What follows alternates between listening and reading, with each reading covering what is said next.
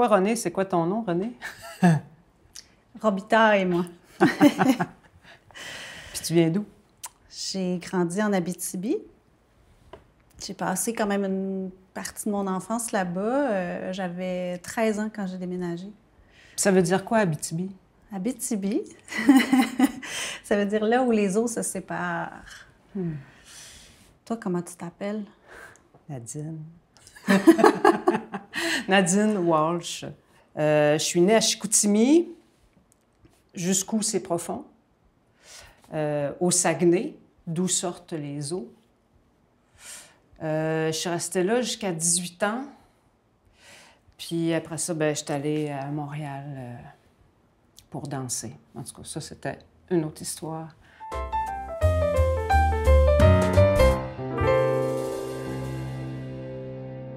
Mais ils nous ont demandé d'apporter des objets, toi qui es venu de si loin. Ouais.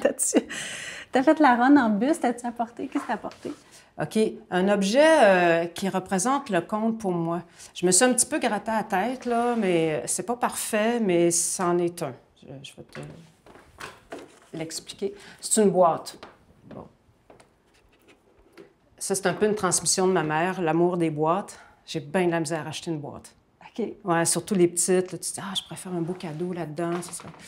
Fait que j'ai beaucoup de boîtes dans mon garde-robe. Puis, des fois, tu sais, entre Noël puis le jour de l'an, j'aime ça comme aller ailleurs, puis bricoler sans trop réfléchir. Puis comme je suis pas super bonne, je me dis, bon, OK, je vais coller des images sur une boîte. Tu sais. Mais elle est quand même parlante, cette boîte-là, parce que je trouve qu'un conte, c'est comme une boîte.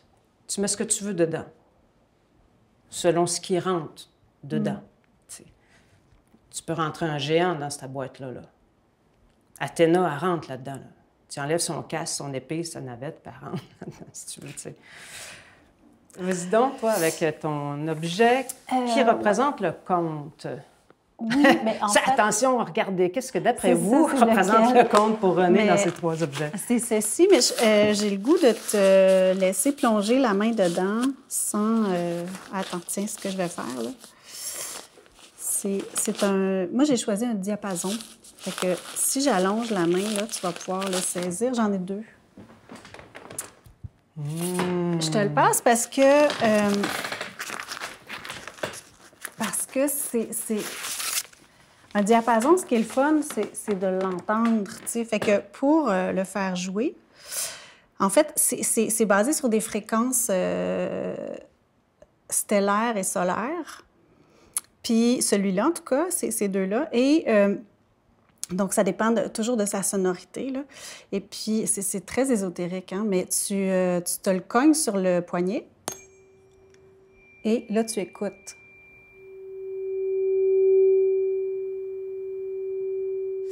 Pourquoi un diapason? Parce que c'est de la vibration, parce que je trouve ça pour moi, c'est de la connexion, tu sais. C'est comme ça vibre au bout, là. Puis, tu sais, ça vient vraiment chercher l'énergie. Moi, tu sais, quand la première fois que j'ai entendu quelqu'un raconter une histoire, c'était Michel Faubert. On était dans une salle, il y avait 400 personnes, puis j'avais l'impression que j'étais toute seule au monde, suspendue à ses lèvres. J'avais l'impression que j'avais 4 ans et demi. J'étais complètement, tu sais, il n'y avait que Michel Faubert et moi, là, tu sais. Puis pourtant, je sentais l'énergie du monde autour de moi, tu sais. On était tous comme dans cette espèce d'état de grâce, et puis de... Tu sais, on aurait pu entendre une mouche voler, cette espèce de silence-là qui est plein, qui est puissant, là, c'était comme « wow! » Puis cette parole-là qui me nourrissait, là, qui entrait vraiment directement, tu sais. Je trouvais ça complètement déroutant. Puis, tu sais, je savais pas là, que j'allais devenir conteuse un jour, mais je pense que c'est ça qui m'a vraiment attirée, tu sais, vraiment d'aller à la rencontre du public, mais au-delà des mots, au-delà d'une intention. C'est un état d'être, tu sais, puis d'ouverture, et tu reçois quelque chose que tu contrôles pas, puis quand tu racontes, tu partages, tu offres quelque chose que tu contrôles pas non plus, tu fais de ton mieux, tu sais. Mais c'est comme si, je sais pas, je trouve qu'il y a quelque chose qui touche à l'essentiel là-dedans, dans cette vibration-là. Plus que, mettons, le théâtre, la danse ou d'autres arts de la scène, tu as senti qu'il y a une spécificité, pour toi, il y a une spécificité, en tout cas, ce que tu as vécu en tant que spectatrice, cette fois-là? En tout cas, c'était la première fois que je vivais ça de façon aussi puissante. Mais je t'avoue qu'il y a eu d'autres occasions dans la vie, d'autres spectacles où j'ai pu connecter comme ça, mais c'était... on dirait que là, c'était plus fort, plus puissant.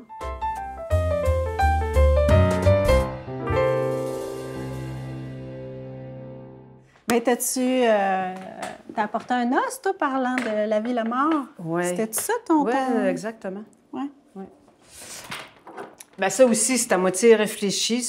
Des fois, les choses s'imposent, là. Ça a l'air d'une petite souris d'ici. Ouais, hein, je sais pas trop. Une petite souris, un petit... Je sais pas. C'est une vertèbre de phoque. Ben, on croit, là. J'ai ramassé ça en kayak avec ma bonne amie Jacinthe, sur le bord du fleuve. Puis, effectivement, bon, ce qui représente un peu ma démarche, la vie, la mort, toujours... tu sais, dans les contes, il y a la vie, la mort, puis un petit bout entre les deux, je trouve. C'est les os de la femme squelette, c'est les os du genévrier que j'ai adapté en amélanchier. C'est les os de la femme phoque.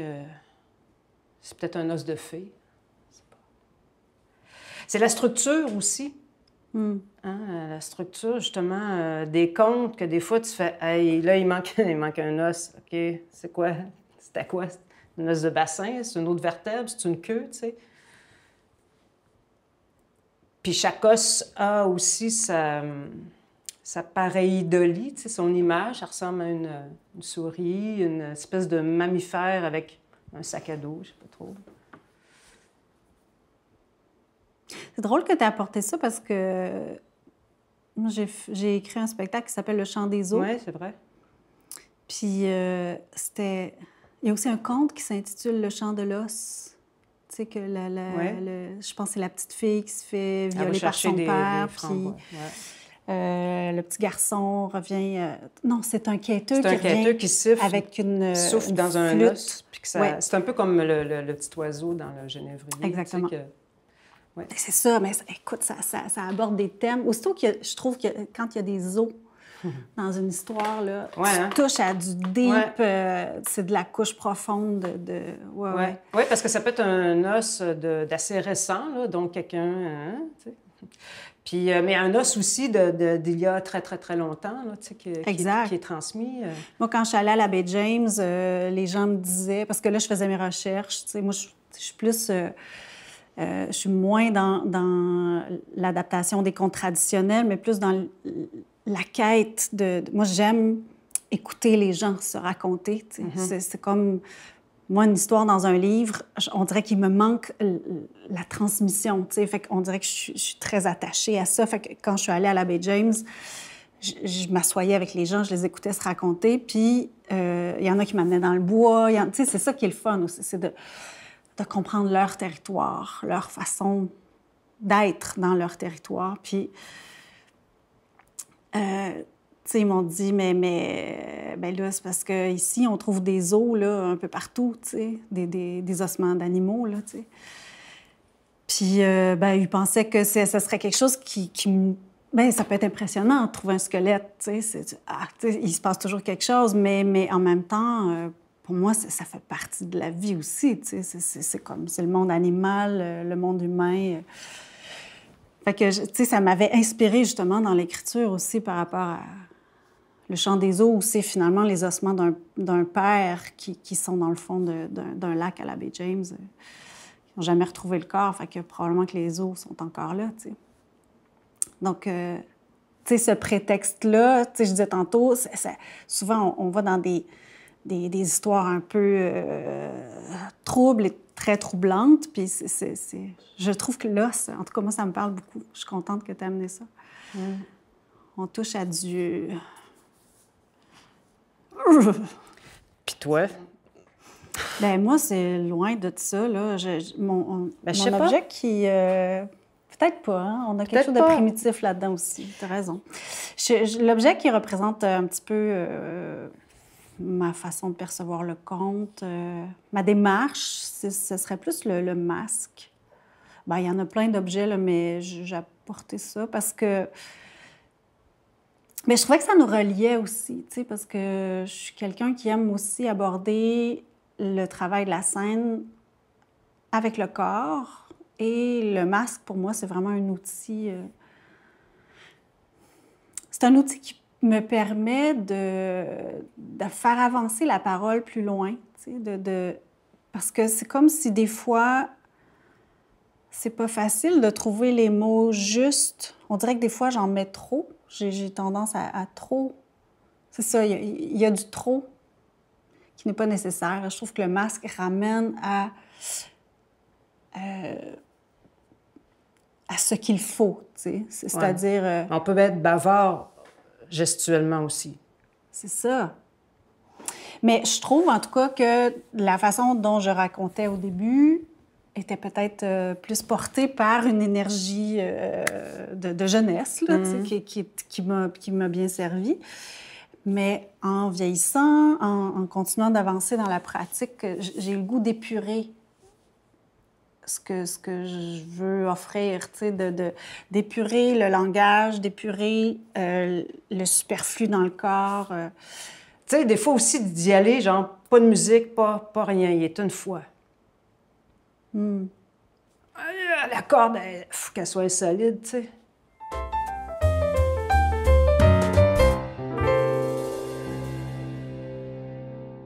Ben moi, j'ai apporté une affaire bizarre. Puis j'ai de la misère à le justifier, mais en même temps, il me parlait vraiment, là. J'ai apporté un clitoris. J'ai apporté un clitoris marionnette qui, pour moi...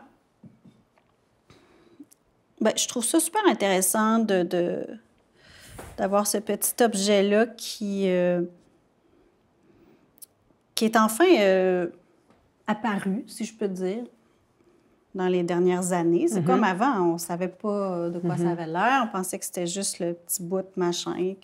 Puis, bon, en tout cas, il y a toutes sortes de controverses par rapport à toutes sortes de clitoris. Mais en fait, ça me fait penser un peu à... Tu sais, on s'est longtemps intéressé... C'est un temps relatif, là. Nouvellement longtemps. On a longtemps considéré la pointe de l'iceberg,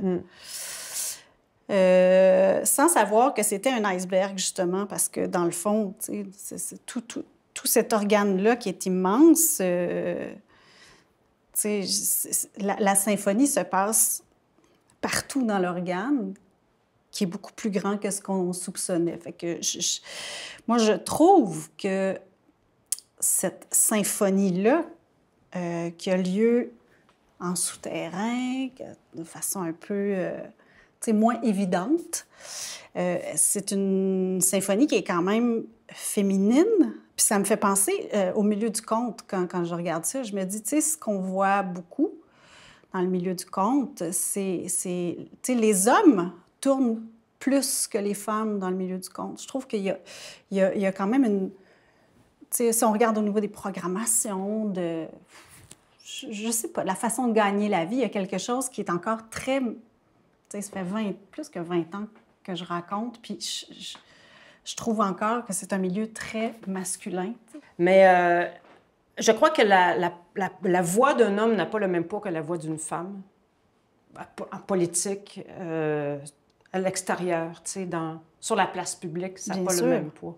Non, mais donc, d'emblée... Si on regarde là, juste la tradition, je veux dire, les femmes, elles portaient le patrimoine, elles chantaient les berceuses, les comptines, elles racontaient les histoires, mais toujours dans le privé, tu sais. Puis la sphère publique, c'était masculin. Puis, tu sais, moi, dans ma maîtrise en communication à l'UQAM, tu sais, j'ai étudié ça. Je me disais, ah, tu sais, c'est intéressant que les femmes aient porté le patrimoine encore plus que les hommes parce que je veux dire, tu sais, il n'y avait pas tant d'occasions de raconter que ça, sauf dans les camps de bûcherons en Abitibi qui ont duré longtemps. Mais c'était les femmes qui portaient cette tradition-là. Bon, en tout cas. Puis là, je me dis, bien, OK, j'y croyais pas, mon début, là. Tu sais, je me suis jamais posé ces questions-là. J'ai juste fait mon chemin, puis j'avançais comme je pouvais. Mais c'est mon chum, tu sais, qu'à un moment donné, qui disait, c'est fatigant, hein? Quoi qui est fatigant? Bien, pourquoi que dans le showcase, tu es allé faire un showcase en France, vous étiez 6 Québécois, pourquoi ils ont tous été invités un par la suite de l'autre à ce festival-là, puis que là, ils t'appellent maintenant, 15 ans plus tard, tu es la dernière. Ah. Tu sais, on se remet beaucoup en question. C'est ça qui est difficile. On se remet en question, on se dit, bon, bien, ça doit être parce que bien, ça plaît moins ou parce que je porte une parole peut-être un peu différente. Ou, tu sais, on ramène ça à soi-même. Mais, en quelque part, je regarde ça, puis je commence à être d'accord avec mon chum, tu sais, de dire, OK, ben oui, faut que j'arrête de me fermer les yeux, là, c'est comme ça, puis c'est blessant, tu sais. C'est fatigant. C'est fatigant de... Moi, j'ai pas envie de défoncer des portes. J'ai pas envie de porter ce boulet-là de « il faut que les femmes tournent plus, il faut qu'on gagne mieux notre vie, il faut qu'on soit... » Oui, puis une forme aussi... Je suis d'accord, tu sais. Moi, c'est même pas moi qui en avait parlé, c'est quelqu'un du public à un endroit qui me dit hey, c'est un homme d'un certain âge. J'ai dit, hey, il dit, mademoiselle, vous n'êtes pas tannée des plafonds de verre? Je dis, hein? C'est quoi ça? Puis, je veux dire, je ne savais pas c'était quoi, mais l'image, tout de suite, elle était quand même très éloquente. Tu sais. Ça fait que des fois, c'est des gens du public qui te le disent. Puis aussi, bon, quand il y a des filles, on va parler de notre milieu, là, du conte, là, tu sais, des filles qui ont une parole... tu sais, on m'a fait ça, ouais, mais toi, tu as une parole... puis elle aussi, elle a une parole de même, tu sais, ça fait que tu fais... c'est quoi ça? Faut-tu être de même? On peut-tu avoir une parole, je sais pas, de même? Tu sais, d'être une autre parole, un autre type. Mais ça s'en vient, tu sais, mais il faut y aller. Puis il faut peut-être faire confiance en notre parole aussi. Parce que, peut-être insécure, pour tout le côté historique, toutes les casseroles qu'on traîne, toute la montagne. Mais tu sais, combien de fois tu t'es fait demander en entrevue, qu'est-ce qui vous distingue, vous, les femmes? Quelle est la parole des femmes dans le milieu du conte, tu sais? Qu'est-ce que tu veux répondre à ça? Ben, je sais pas, j'ai pas eu beaucoup d'entrevues, je pense. Tu t'es jamais fait poser cette question-là? Je sais pas. Oui, mais des fois, ça sort tout croche parce que j'ai fait femme pirate ou crise de foi, puis là, on te demande... Puis là, dans le lendemain, dans l'article, oui, alors Nadine, castrage, castrer les hommes, tout ça. C'est comme... C'est parce que c'est le contraire que j'ai dit. Mais moi, je trouve ça difficile de dire, moi, en tant que représentante de la genre féminine... Oui, bien, c'est quoi les contes au Québec aussi? Donc, nous avons une représentante du Québec. Tu es en France, ben non, je ne représente pas le Québec, je représente moi aussi déjà bien en masse, tu sais. Ça fait qu'on porte, des fois, on peut porter beaucoup plus lourd. Mais tu sais, est-ce qu'un homme se fait poser cette question-là? Jamais. Jamais. Jamais? Jamais. Non, mais c'est pas grave, mais mon Dieu, qu'il faut se justifier. T'sais. Donc, en contrepartie de ton clitoris, une cravate. Parce que ça, c'est la question, la face cachée du conte. Oui, la face cachée du conte. Bien, au début, c'était un petit peu une boutade. OK, clitoris, la cravate, non. Mais dernièrement, c'est parce que je trouve ça beau, des cravates. Tu sais, être un peu funky. Bon, avec du fleuri, c'est pas avec du fleuri, c'est spécial, mais avec ton pantalon, c'est très beau. Tu vois, c'est ça. Je trouve que c'est beau, des cravates. C'est souvent un beau tissu, ça a des motifs originaux. Je j'aurais pas des pantalons comme ça, mais une cravate, tu sais.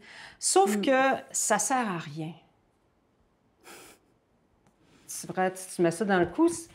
Tu Ça sert même pas à fermer ta chemise, tu sais. Ça Non. sert à rien. C'est vraiment... Rien pantoute. Fait que, moi, comme je suis quelqu'un de pratique, tu sais, donc, ma tenue vestimentaire, il faut que je puisse faire du vélo, il faut que je puisse me sauver, tu sais, que je puisse m'essuyer les mains. Mais... Fait que c'est pratique. Donc, depuis un certain temps, je dis, tiens, j'étais tannée de mes grosses ceintures de cuir.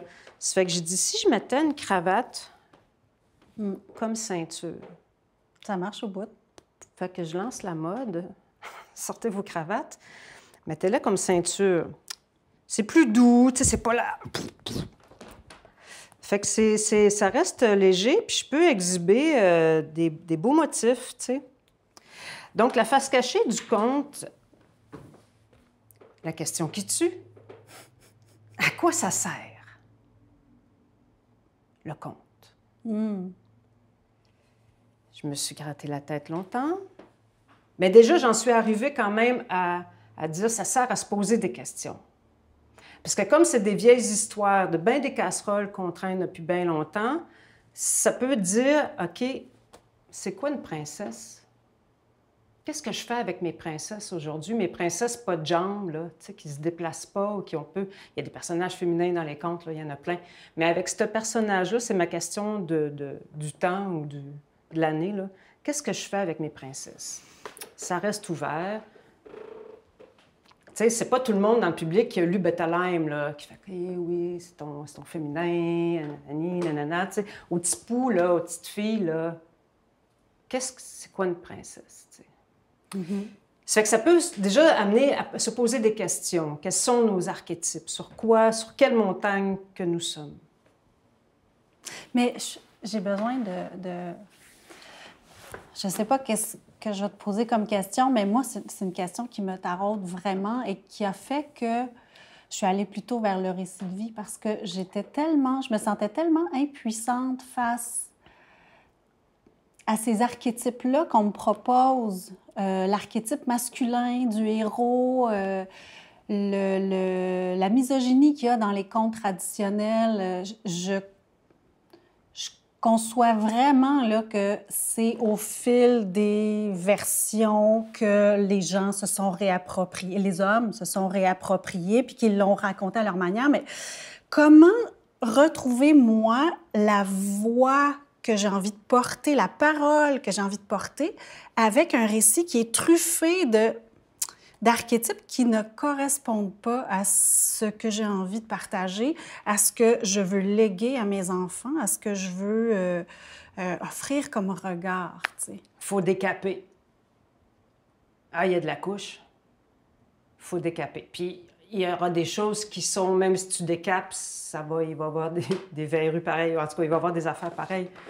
Mais je pense qu'il y a moyen... Ça reverra l'année prochaine. Mais il y a moyen de... Mais je comprends tout à fait, parce qu'effectivement, moi aussi, des fois, je fais... de la merde, j'arrête. Parce que tout est énorme, puis tu te dis, ben non, je peux pas dire ça, je peux pas dire ça, je peux pas dire ça. Mais des fois, il s'agit juste de mettre du levier, tu sais. J'ai une princesse, là, il y a un troll, là, qui a pris une princesse, puis qui a échangé des princes en roche. Ça fait que là, le petit dernier, lui, il veut délivrer ses frères. Nanana, il arrive sur le dos d'un loup. Le loup, il dit, monte dans la grotte. Il y a une princesse. Et fais ce qu'elle te dit. Et fais ce qu'elle te dit. Et fais ce qu'elle te dit. Elle sert à ça. Ça fonctionne. Elle fait. Moi, je sais comment faire dire au troll où est son cœur pour que toi, tu puisses aller écraser son cœur. Ça va être facile. Check ça.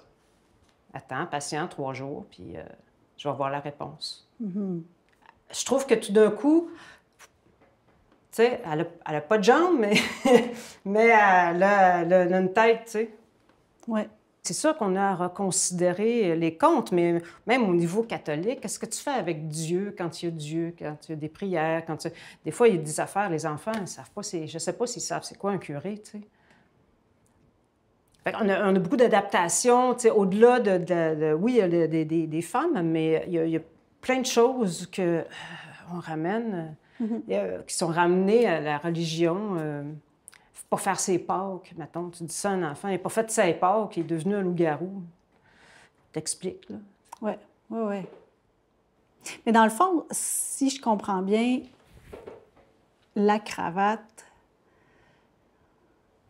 tu sais, moi, je trouve que ça correspond tellement à ce que tu es, parce que ce que je vois de toi, de ton travail, c'est tu vas prendre quelque chose, puis tu vas voir, OK, comment je peux aller fouiller, creuser. Tu sais, c'est quasiment du travail d'archéologue que tu fais, là. Tu sais, OK, non, il ne faut pas que je brusque trop par là. Tu sais, t'es dans la finesse, la délicatesse, puis tu y vas pendant des années jusqu'à temps que tu puisses trouver l'essence de la patente, là. Puis là, toi, l'essence de ta cravate, t'as découvert que c'est pas pantoute ce que tout le monde imagine, là. C'est pas pour tenir un coup. Mmh. Tu sais, Là, tes culottes. C'est un beau mot de la fin, ça. Ah,